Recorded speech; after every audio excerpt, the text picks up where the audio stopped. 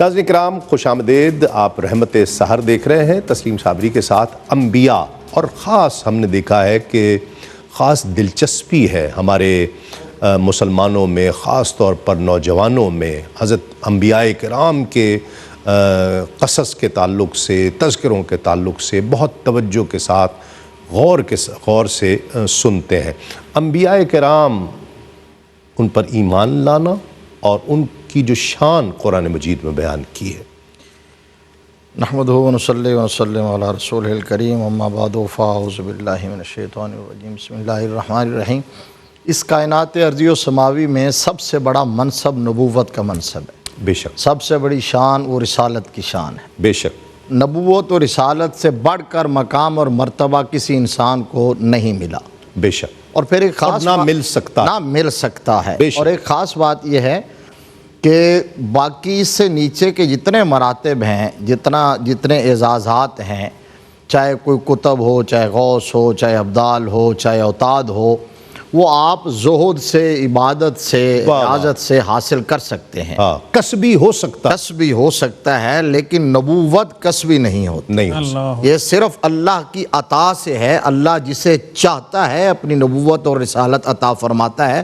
اور قرآن پاک میں بھی بیان فرمایا گیا، اللہ یستفی من الملائکۃ رسلا و من الناس۔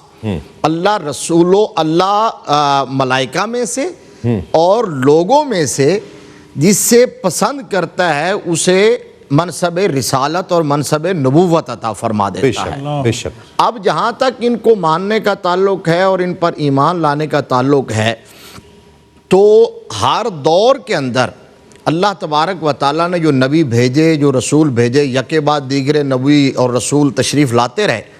کم و بیش 1.25 لاکھ یا با اختلاف روایت 1,70,000 یا 2.25 لاکھ اتنے نبی اور رسول تشریف لائے۔ جو نبی آیا اس کے لیے ایک ٹائم لیمٹ تھی، اس کے لیے ایک علاقہ محدود تھا۔ ان میں سے بہت سارے نبی وہ تھے جن کو اسپیشل کتاب ملی، جن کو منصب رسالت ملا، لیکن بہت سارے نبی ایسے آئے جو کسی دوسرے نبی کی تعلیمات کی ہی تبلیغ کرتے رہے۔ ٹھیک ہے۔ لیکن ہر نبی آتا رہا اور جاتا رہا۔